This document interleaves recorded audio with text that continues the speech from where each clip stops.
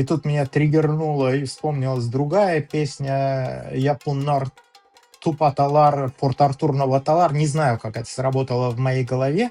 А вопрос, соответственно, следующий.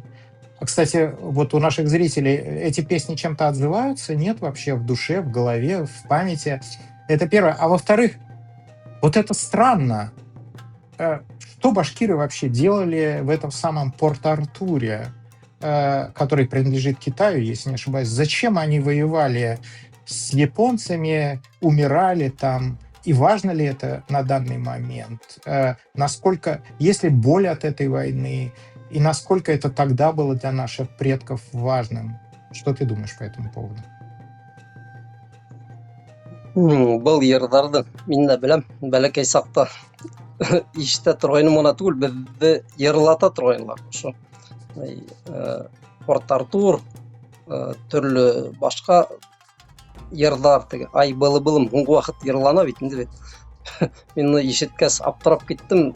Күптән теге онотолған беҙгә бәләкәй саҡта шул ятлата торғайнылар инде ҡыҫҡаһы. Порт-Артур тигән йырҙы мин бәләкәй саҡтан беләйем, унда 3-5 йәштән бәлки.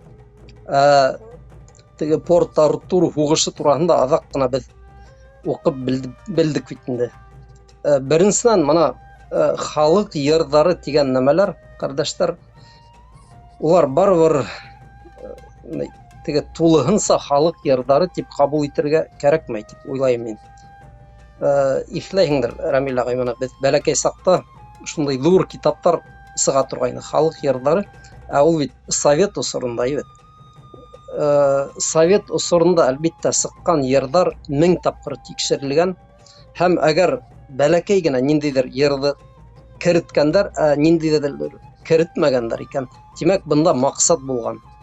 Порт-Артур тигән ул йыр ни өсөн ҡалған? Сөнки мана урыҫ донъяһының шундай бер маҡсаты бар, идея.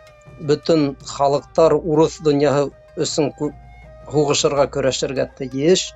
Это фрагмент второго выпуска подкаста с участием Рамиля Вагапова и Ишмурата Хайбуллина. Проект называется «Башу-Иляш». Рамиль говорит на русском, Ишмурат отвечает на башкирском.